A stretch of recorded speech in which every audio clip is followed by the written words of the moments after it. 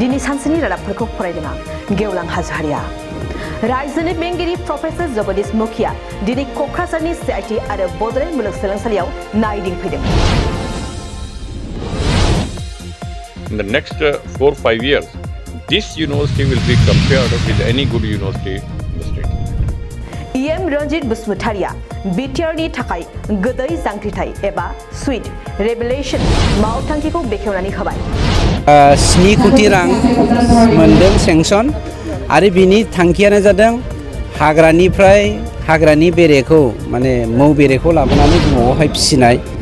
एबसुजों खुंजानाय 9 थाखो आरो 10 थाखोनि मिरु रोंगौथि सायख' आनजादनि फिथाइखौ फोसावना होबाय। मिरु रोंगौसा सायख' आनजादनि फिथाइखौ लानानै मिरु एबसुनि लोगो गाहाय नेहाथारि दिनेश ब्रह्मआ खौरांगिरि मेल खुंदों। मोननो हादों श्रुतिलेखा बसुमतारी 162 टोटल मार्क्स।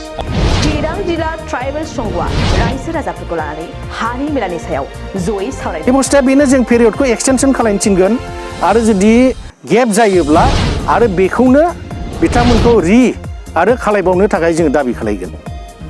बाक्सानि मसलपुर हाजिरा गामिनि सासे गथ'नि बिमा रुक्मणी बर'आ गावनि संसारखौ नागारनानै गुबुनाव खारदों।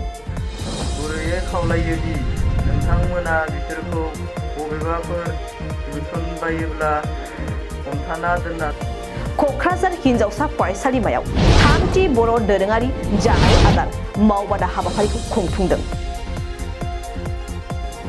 कार्बि आंलं जिल्ला एबसुनि खुंगा 52थि बोसोरारि जथुम्माजों लोगोसे सनाथि मायथाइ फालिथायनि जथुम्माया सोलिगासिनो दं। बिटिआरनि खुंथाय गोहोनि दोलो UPPLआ बेरगावआव बेसेन नाङै मेगन फाहामथाय बादा खुंदों।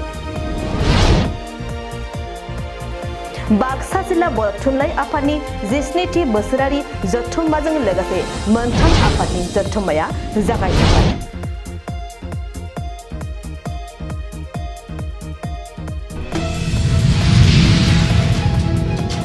दिनै सानसेनि रादाबफोरा एसेनोसै गोजोन्थों।